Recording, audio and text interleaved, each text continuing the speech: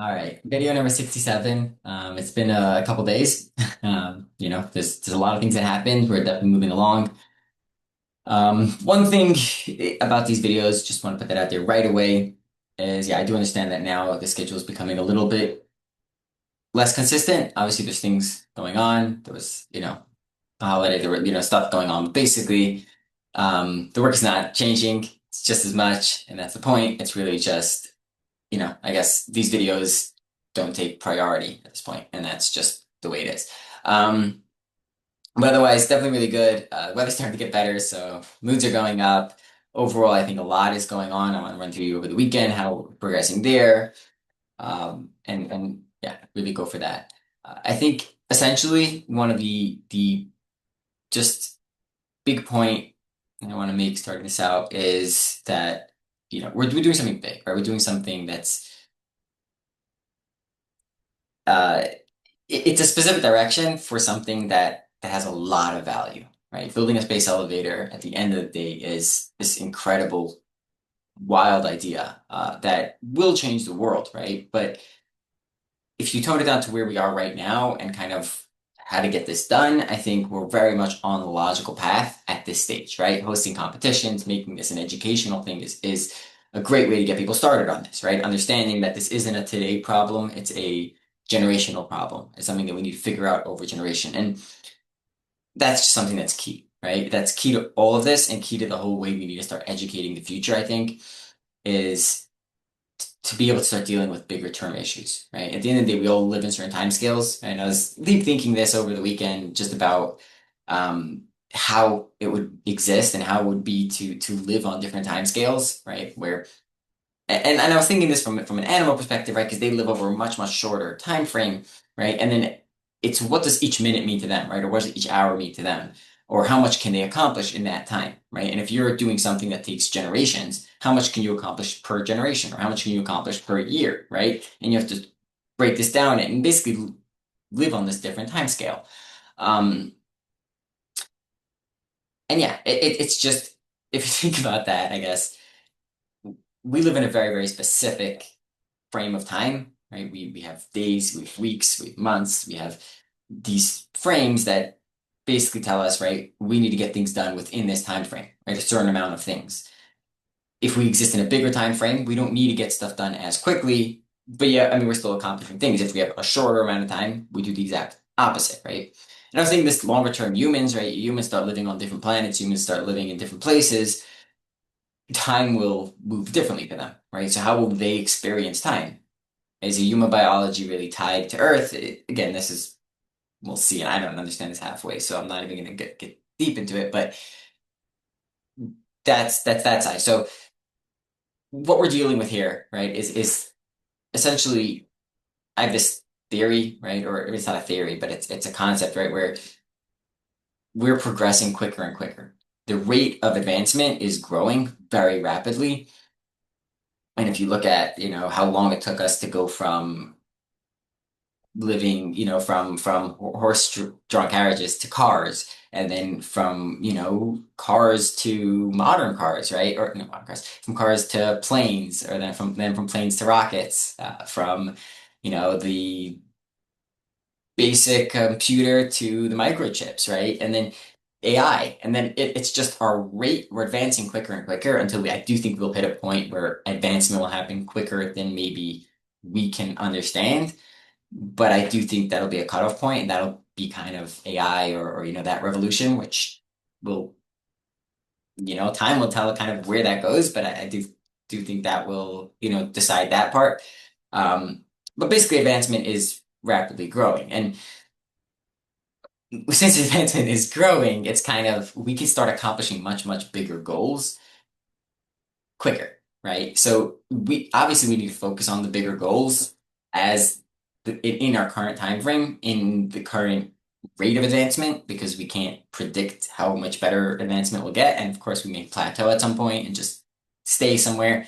Um, but we could say that we're going to keep advancing, and thinking about things on a longer time scale allows us to grow much bigger, grow much more. So yeah, that's what Space Elevator Games really is, right? It's even if the space elevator doesn't happen, and even if the whole space elevator concept is wacko and whatever it is, there's still the idea that you can work for something that's much bigger than your lifetime, right? By breaking it down into things that are immediately advancing, right? Stuff that you can take and immediately benefit from, right? Find those small things, but focus on a direction that leads you to this incredible future.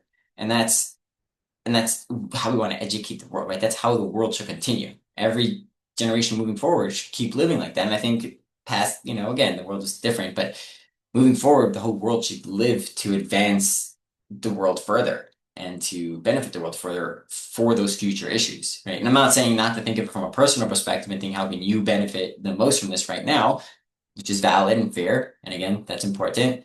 But it's how can you benefit now by doing something that helps the world in the future, right? So what can you pick that can be worked on now, that can benefit you right now, but also lead to much longer term success of everything or everyone around you. So again, it's a way of thinking. It's not 100% going to be, the way everyone thinks. Obviously, there's a lot of controversy and things like that.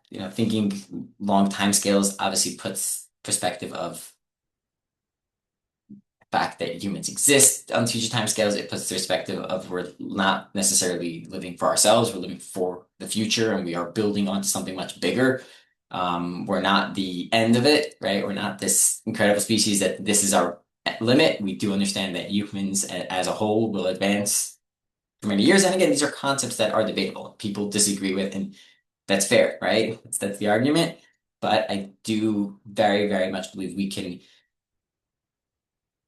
because of the rate of advancement speeding up, bigger things, some of them, not all of them, many of them won't happen, right? Maybe the space elevator won't happen this generation, but AGI, right, which is another huge issue that may take a long time, could happen in this generation, right? Or other things, right? There's a lot of these big things because certain things will advance quicker. So basically pick something that you want to commit to and at any point, right? And work on that to make the world a better place for the future, right? In a way that again helps you now, right? Obviously, that's the key to this isn't to say, okay, live selflessly, right? And I guess that would be ideal if we can somehow teach the world to live selflessly, but I don't think that's realistic, and I don't think that's gonna get too many people interested. So just being realistic about it, how do you pick something that isn't just benefiting you and isn't just benefiting to people, the immediate now, right? It's how do we think of things that benefit the longer term? And I guess this is issues that we didn't think of when we invented cars and didn't think of when we invented smokestacks, right? We jumped into it because these benefited the world right now. We had a need, we jumped into it. Um, Thinking longer term, right? Climate becomes a big thing, right? And then that's again a more modern issue that personally I think is pretty obvious and factual, but for some reason still a lot of the world doesn't understand it. And that's again fair, right? It's hard to understand a concept like that because it's bigger than one generation. It's bigger than just your lifetime.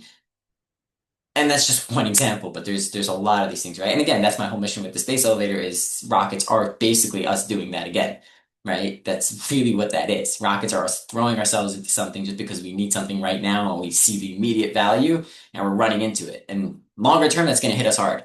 And it's going to hit us much harder than cars do. And it's going to hit us much, even if we hardly understand the issues that we're causing. We're going to be causing issues because we're not thinking critically enough, right? And I think that's the key, really. It's just think about it as critically as you possibly can with every resource that you possibly have, and then you'll have the most valid option. Again, these are world issues, but from a smaller perspective, can you, um, go and make a sandwich that's going to be unhealthy but taste really good, or can you develop something that takes longer to develop but actually tastes really good, but has all those benefits, right? And actually is a valid, a good root source of protein, right? And then this is just thinking about this in any way, but I think that's with everything, right? It's is this really, and again, it does take extra work usually, right? There's that critical thinking point where you have to really think about it on as again, as critical of a level as you can, right? Each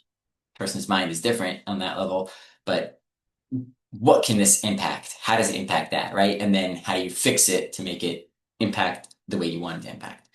I think that's key. Honestly, I think that's very important.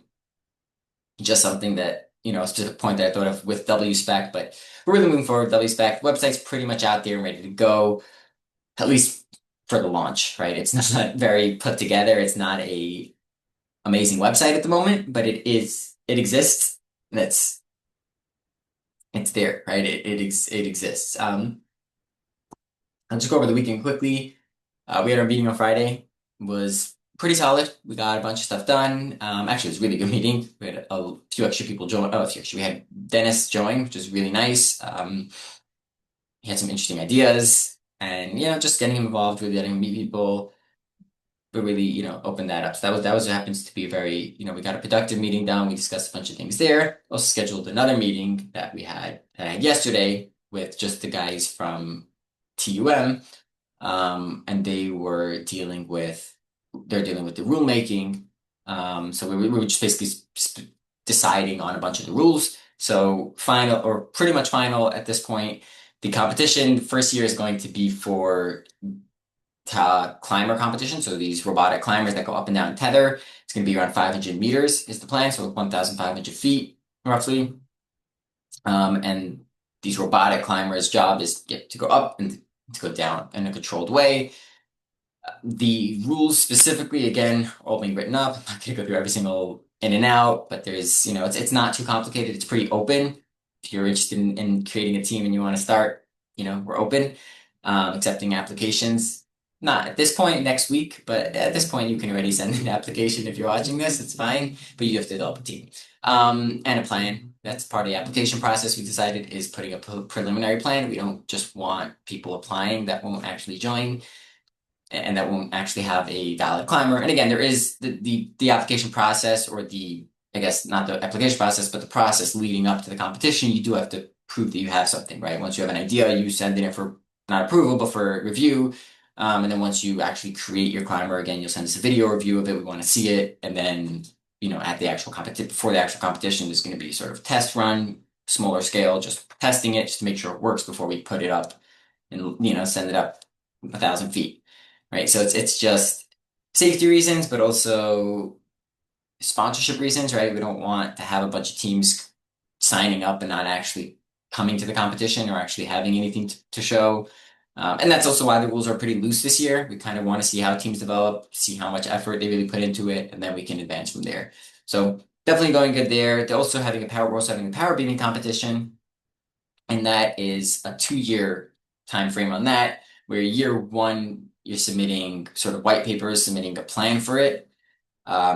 And that's going to be decided. And at the end of the year, we will have a competition for that. So an actual awards being given and stuff like that for how you plan on doing this technology. And then year two, you go and develop it, build it in real life. And then it has the same sort of competition structure where it gets tested. Best one wins, and that's that. And then from there on, it goes to more. Again, we're also planning on bringing in our regional events soon and all these fun things, right? There's a lot of good plans. It's a very well, I think at this point, it's very well thought out. There's a lot of minds on it. It's good. It just has to work, right? It's the scary thing is that's totally out of our control, right? We can do all the marketing, we can do all the branding, we can do all the planning, everything like that. And at the end of the day, if teams aren't interested in signing up and if sponsors aren't interested in sponsoring it, it just can't happen, right? So, but that's it. That's at the end of the day, and it's just something I want to put out there now before this either goes well or it doesn't go well, is at the end of the day, we understand that it's the big vision that matters. Space Elevator will happen. It's regardless of if Space Elevator games work. I do very much believe next week at the competition, or not next week, sorry, it's in 2 weeks. But in 2 weeks, not the competition, in 2 weeks at the conference, we'll really get a good picture. That's our official launch. At that point, we're having articles written. At that point, we're going to have our website out officially. At that point, we're going to really start taking applications. We'll really start seeing, right? We'll really see who and what kind of sells, right? What really does well. Um, yeah, it's interesting. I don't know where it's gonna go. But I'm one thing that I am is very confident in this. I really am confident in the team we have, confident in all the people, confident that we have what it takes, and There's going to be challenges for sure, but we'll overcome them as they come. And that's just, I think, the mentality that you need to have doing anything, but especially doing something like this. It's a little bit out of the standard, league of doing things, I guess. It's different, it's unique, it's weird. Either way, hope you enjoyed, hope you learned something, hope the lessons are good, made some sense. And yeah, good luck.